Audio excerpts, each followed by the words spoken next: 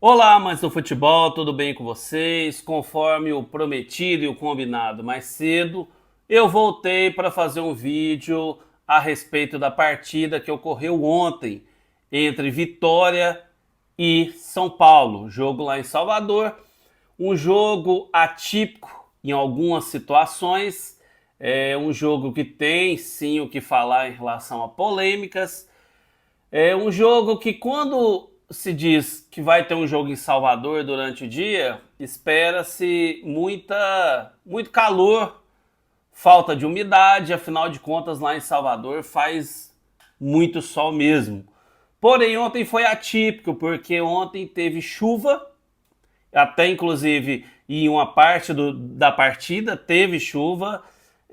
Gramado, apesar das boas condições do gramado em relação à drenagem, em relação a ser um bom gramado relativamente o do Manuel Barradas, o do Barradão, ontem a água por algumas vezes chegou sim a parar em poça d'água, chegou sim a encharcar o campo, então ontem foi atípico até isso. Quando se imagina jogar em Salvador, a preocupação da delegação, do visitante, é o calor, é o desgaste físico em relação ao mormaço, ao desgaste físico de calor. Porém, ontem foi diferente, foi debaixo de chuva e até uma chuva forte. Vamos falar um pouco do Vitória, vamos falar um pouco do São Paulo, vamos falar um pouco da arbitragem, vamos falar um pouco da imprensa, relação à vinculação de notícias, se procede, se não procede. Claro que aqui eu não vou dizer que fulano de tal tá certo e ciclano tá errado. Vou dizer em relação a notícias que às vezes são vinculadas, que é em base de opiniões e a gente não sabe até onde é confiável ou até onde é verdade mesmo ou não. Pois bem, vamos falar primeiramente do Vitória. Vitória vem de 6 meses mágicos na sua história. Se a gente olhar agora de novembro até abril, 6 meses mágicos. Por quê? A equipe disputando a Série B arrancou ali na reta final para a consolidação de um título brasileiro, que é importante sim o clube brasileiro ter um título nacional, mesmo que da Série B, mesmo que da Série C, mas é um campeonato brasileiro em que ele disputou e venceu. É um título. E além de vencer, ainda consegue o acesso para a Série A do ano seguinte, e um acesso como campeão. Disputou o Campeonato Baiano, foi campeão em cima do seu arquirrival, começou até numa situação a final perdendo, começou perdendo de 2-0, virou num jogo emocionante e aí sagrou-se campeão na segunda partida. Então, assim, são 6 meses de lua de mel da torcida, da diretoria, com o clube do Vitória. Porém, vira-se a chave e começa o Brasileirão. E o Vitória não começa muito bem nesse Brasileirão. Por quê? Porque situações de tabela, situações de adiamento de partidas, confrontos mais difíceis. Desculpa. Eu posso dizer que tem 4 equipes do Campeonato Brasileiro da Série A que são muito complicadas até mesmo de se receber dentro de casa. Palmeiras, Flamengo, Atlético Mineiro e São Paulo. Num campeonato brasileiro que tem também os confrontos regionais, então pode aumentar essa quantidade pelo menos em uma vez de visitante, porque quando é clássico regional, independente do campo que se jogue, dá uma nivelada ali na situação. Então, Vitória, dos 3 jogos que ele jogou dentro de casa, ele pegou o Palmeiras de cara na estreia. Perder para o Palmeiras dentro de casa não é vergonha nenhuma.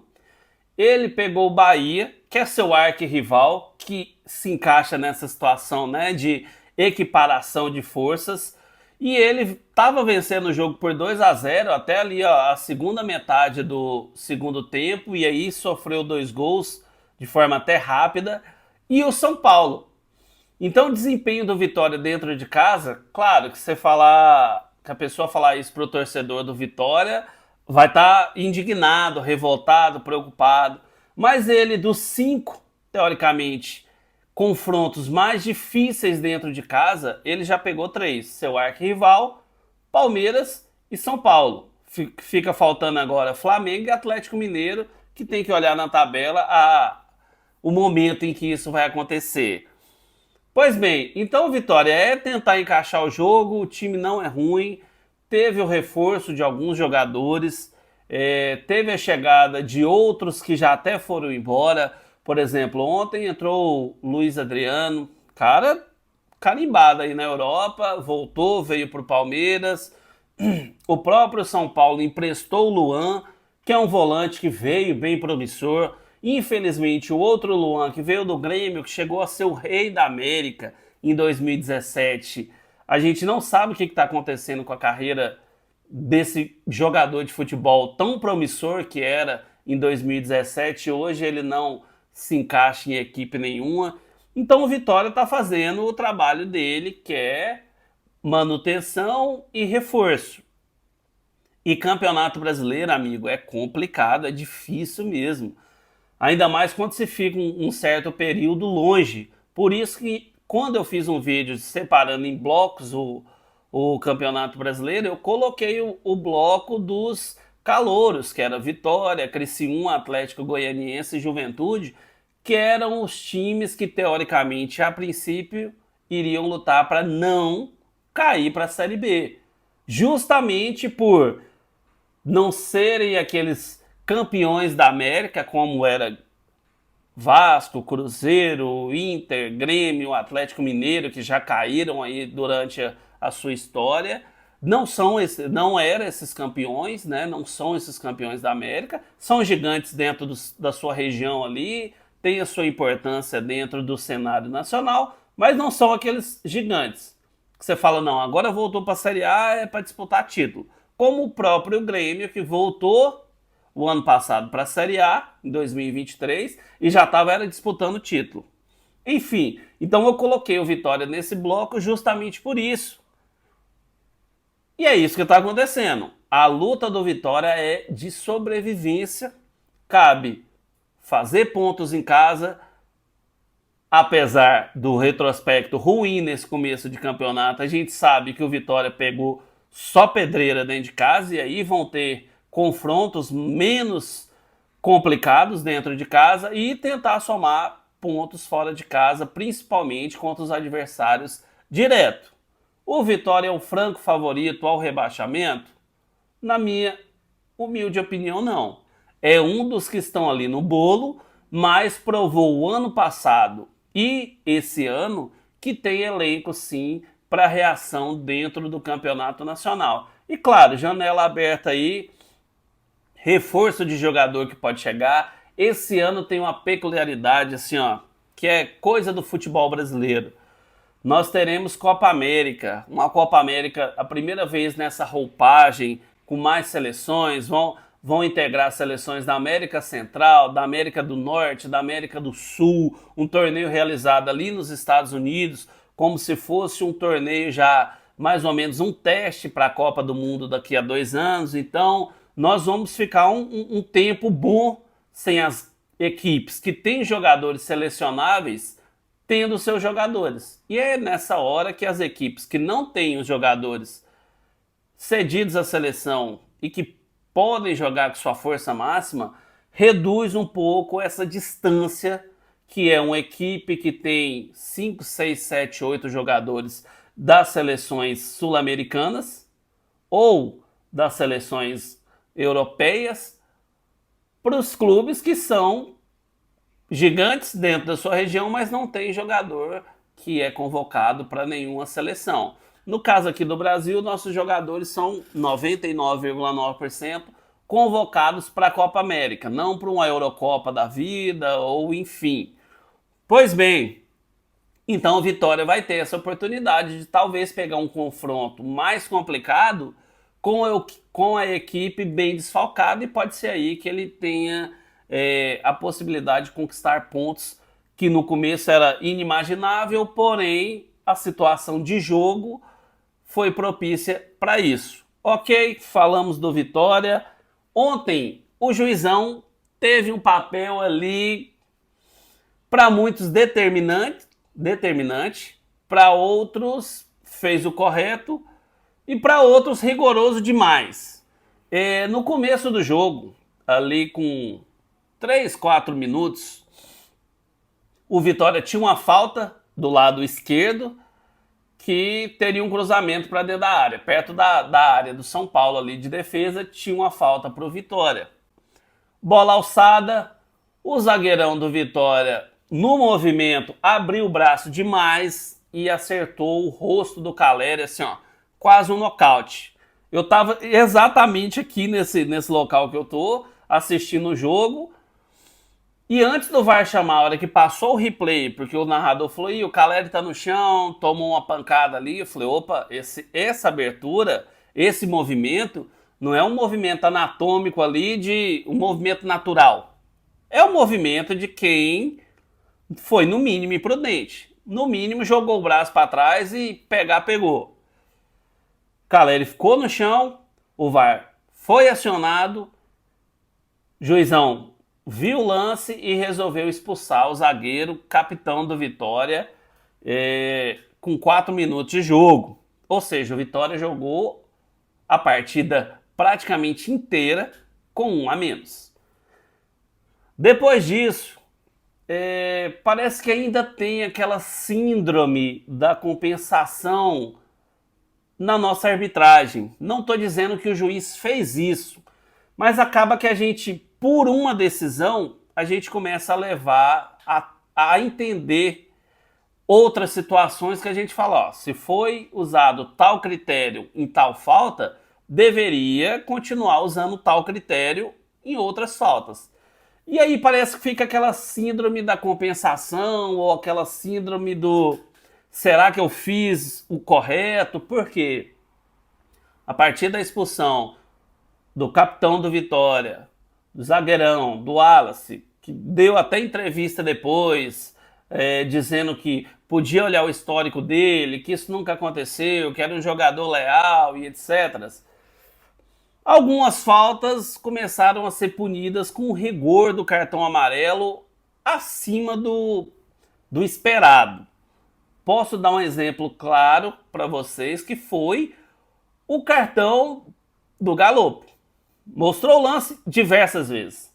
O Galopo chutou a bola e depois teve o contato, e não foi um contato de carrinho, uma chegada dura, não. Uma disputa de bola normal. Galopo tomou cartão, Bobadilha, etc. E ficou aquela coisa, eita, parece que tá sendo rigoroso demais para um lado e não para outro. No segundo tempo, teve um lance de uma suposta cotovelada também, de um jogador do Vitória num jogador do São Paulo, e aí o VAR já não chamou e o juizão deu só um amarelo ali no campo. E se a gente for analisar, parece que o lance do amarelo foi até mais violento do que o lance do vermelho. Porém, o juiz resolveu usar o critério de não expulsar. Fica reclamação do Vitória por perder um jogador logo no começo do jogo, apesar da minha opinião ter sido correta a expulsão. Fica a sensação do São Paulo ou da torcida, do juiz, vamos ficar esperto agora, porque expulsou um dos caras, qualquer falta que a gente fizer, vamos ficar esperto, porque senão expulsa o nosso. Tem essa síndrome também quando acontece um pênalti. Talvez seja até um folclore nosso, uma impressão, mas assim, geralmente a equipe visitante que tem um pênalti a seu favor, depois fica ou com muito medo, ou os jogadores do time da casa se jogando na área para ver se o juiz, entre aspas, compensa a situação ali. Claro que agora com o VAR isso diminuiu demais, mas muito mesmo. Mas pouco tempo atrás, sem o VAR, era questão de assim, era quase que certeza. Se o time visitante tivesse um pênalti claríssimo no começo do jogo, a impressão é de que o time da casa ia sofrer um pênalti a qualquer momento. E ontem, algumas pessoas, não só eu, que eu andei pesquisando por aí pela internet, tiveram essa impressão também. Parece que um jogador do São Paulo tinha que ser expulso para ver se equilibrava um pouco ali. Não estou dizendo que o juiz teve essa intenção. Talvez seja essa situação nossa mesmo, de torcedor, de quem acompanha o futebol, de parecer que queira-se um equilíbrio. Não teve nada que justificasse a gente falar, não, realmente é comprovado. Apenas um achismo, só para deixar claro aqui. Bora falar do São Paulo. São Paulo do Zubeldia, São Paulo do Luciano, do Caleri e do assunto Rames Rodrigues. Por qual que a gente começa primeiro? Vamos falar do Zubeldia. Quarto jogo do Zubeldia. Em 4 jogos foram 3 competições diferentes. Brasileirão, Copa do Brasil e Libertadores. Essa é a maratona, bem-vindos Zubeldia, a maratona do futebol brasileiro. Pois bem, até agora tudo ok, 0 derrotas, parece que deu um padrão de jogo para a equipe, deu um gás, um ânimo novo para a equipe. Pelo que a gente vê, os jogadores estão gostando muito da filosofia de trabalho dele. É notório que a pegada é outra. Nada contra o Carpini, nada contra o trabalho do Carpini, mesmo porque no começo do trabalho do Carpini, quando ele ganhou a Supercopa do Brasil em cima do Palmeiras e quebrou o tabu lá na arena do Corinthians, era entrevista por hora que ele dava, todo mundo, Carpini, o cara novo, etc. Mas no fundo, quem acompanhava futebol mesmo sabia que esse tabu estava para ser quebrado há muito tempo e na época o Corinthians estava apresentando um futebol bem abaixo, então assim, era até obrigação, e que no Superclássico o Palmeiras dominou o jogo, foi bem melhor e o São Paulo ganhou nos pênaltis, merecido título, mas não foi essa superioridade toda. Com o Zubeldia a gente já vê uma pegada diferente, pelo menos em relação à raça, à garra da equipe. Uma observação do jogo de ontem, eu gostei demais quando ele olhou, deu 30 minutos do primeiro tempo, o Bobadilla já amarelado por um lance que talvez nem era merecedor de cartão, e ele teve coragem, com 30 minutos do primeiro tempo, fazer uma substituição. Tirou o Bobadilla e colocou o Galopo. Muita gente questionou ou reclamou de, a partir do momento em que ele se viu com um jogador a mais, tirar um dos 3 zagueiros e colocar o time mais para frente. Mas ele preferiu o quê? Seguir a sua filosofia de jogo, seguir o que foi combinado, seguir o que foi treinado, independente da mudança de comportamento ou mudança de quantidade de jogadores da equipe adversária, e eu até concordei com isso. Claro que quando o São Paulo ganha fica mais fácil falar, mas eu concordei em defender ali a filosofia dele de jogo, mesmo porque com 30 minutos ele fez uma alteração. Eu acredito que a alteração foi mais porque o Bobadilla tinha um amarelo do que alguma mudança na estrutura. E o que é pior, passou 10 minutos, eu acho, nem isso, o Galopo levou um amarelo também, e por motivos assim, por um lance que era puramente normal, no máximo uma falta. Porém, o juiz preferiu dar o amarelo. No segundo tempo, eu não concordei com a mudança do Zubeldia na seguinte situação. Quando ele colocou Eric e Rodriguinho ao mesmo tempo e deixou de colocar ou o André Silva ou o Ferreirinha. Não concordei porque aí eu achei que baixou demais o sarrafo da equipe do São Paulo. Ok, o Eric já um pouco mais rodado, o Rodriguinho, o menino que tá vindo aqui agora, e talvez colocar os dois ao mesmo tempo, no momento em que o Vitória estava até tentando um empate, porque o São Paulo tomou um empate e fez o 2-1 logo em seguida,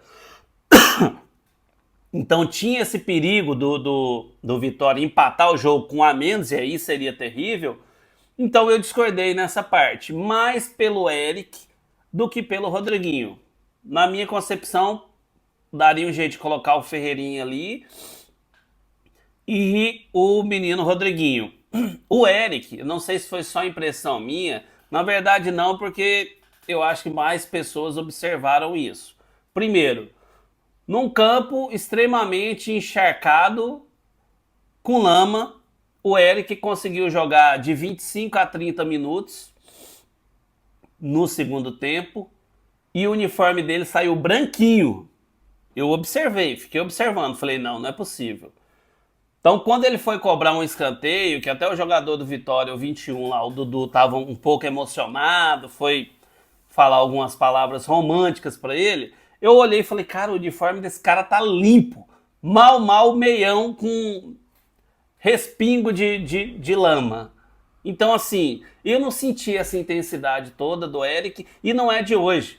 Eu já vi ele dar alguns passes, fazer algumas jogadas interessantes, sim, mas eu não vejo aquela pegada, aquela disposição que eu vejo, por exemplo, um jogador que é muito criticado por muita gente do São Paulo, por muita mídia, mas que eu discordo, que é o Alisson. O Alisson é uma intensidade do começo ao fim. É uma intensidade proporcional à do Caleri, do começo ao fim. Então eu senti isso do Eric. Tomara que eu esteja enganado nessas 3, 4 últimas apresentações que eu vi do Eric aí e que ele seja jogador de dar carrinho se for necessário. Sim, por falar no Eric, jogador 21 ali do Vitória tava caçando ele em campo igual um pitbull. Eu pensei, rapaz, o que o Eric fez pro cara tá assim? Porque eu vi o lance que o Eric supostamente tentou dar um drible ali de futebol de salão sem firula. Depois eu observei que antes dele armar para a jogada, o Dudu, o 21, já veio igual um caminhão para acabar com a jogada. Fiquei pensando, o que será que aconteceu? Falou alguma coisa? É alguma situação? Pensei que pode ser uma rixa antiga lá da época que ele jogava no Ceará e tinha muita Copa do Nordeste. Depois eu revi o jogo novamente e observei que o 21 do Vitória ele estava meio pilhado mesmo. Ele deu um empurrão no Rodriguinho. Ele tentou chegar junto no Galopo, o Galopo nem deu ideia. Depois ele foi pra cima do Luciano, o Luciano já falou umas 3 palavras românticas, e eu acho que falou, opa, esse aqui, o cara meteu 2 gols, camisa 10 do time, vou tentar acertar outra. E foi pra cima do Eric até na cobrança de escanteio. O Eric querendo cobrar escanteio e ele lá falando coisas que só Deus sabe o que, mas a gente imagina. Então, Zubeldia, trabalho excelente, top. Para finalizar aqui para o vídeo também não ficar muito longo, o Zubeldia teve a opção de não levar o Rames para Salvador, já tá aquela situação de mídia, aquele assunto, aquela coisa, porque parece que quando coloca na matéria Rames Rodrigues tem mais visualização, tem mais like, tem mais mídia, mais ibope, mas eu não discordo do Zubeldia não. Colocou o Rames segunda no fim do jogo, para mim poderia ter colocado um pouco antes. Na quinta-feira ele preferiu poupar o Rames de ir para Marabá, uma vez que ia ser usado o time completamente alternativo, como se diz, o reserva. Imagina, me leva um Rames Rodrigues, ele machuca lá, o São Paulo não tem essa necessidade de usar o Rames Rodrigues, então eu entendi muito bem, para dar espaço mesmo para o pessoal, o próprio Rodriguinho, o pessoal que tá vindo aí da base, ter essa cancha de viagem, de rotina, então para mim normal. Quanto ao não levar o Rames lá para o jogo de Salvador, talvez já sabia que ia estar chovendo, que o campo ia estar pesado, que a contribuição ia ser mínima perto da possibilidade de uma contusão, então vamos aguardar, porque se não colocar o Rames no próximo compromisso aí do São Paulo, no Brasileirão, que é dentro de casa, ou talvez nem relacionar o Rames para a partida da Libertadores, aí a gente começa já a ficar atento. Até então, o recado dele foi claro, comigo vai jogar quem estiver bem, quem merecer, nada demais. E quanto ao Rames, se tiver bem, é aguardar o momento dele, porque realmente a equipe do São Paulo está se encaixando. Zubeldia, você ganhou um novo atacante. O São Paulo contratou um atacante que já está no clube, já tem umas 4 temporadas, e que tomara que agora tenha percebido que o lugar dele é no ataque, é dentro da área, é fazendo pivô ali, tabelando com o Caleri ou com o André Silva, que é o Luciano. Tá vendo aí, Luciano? Deve ser bom no intervalo os repórteres te procurar para comentar do gol. Deve ser bom no fim da partida o senhor ser chamado para receber troféu de televisão como o melhor jogador, como artilheiro da equipe no ano. Então, pai, é sair da meiuca que você insiste em querer jogar e fazer o que você é bom. Na meiuca, no meio de campo ali, o senhor é de razoável para ruim. Dentro da área, no ataque, o senhor é bom e muito bom. Então o Zubeldia ganhou um atacante, porque eu acho que agora, definitivamente, o Luciano vai colocar na cabeça dele que ou eu vou pro ataque para tentar fazer dupla com o Caleri e coloco o André no banco, ou a hora que o Lucas voltar, ou se ele resolver usar o Rames Rodrigues, eu vou pro banco.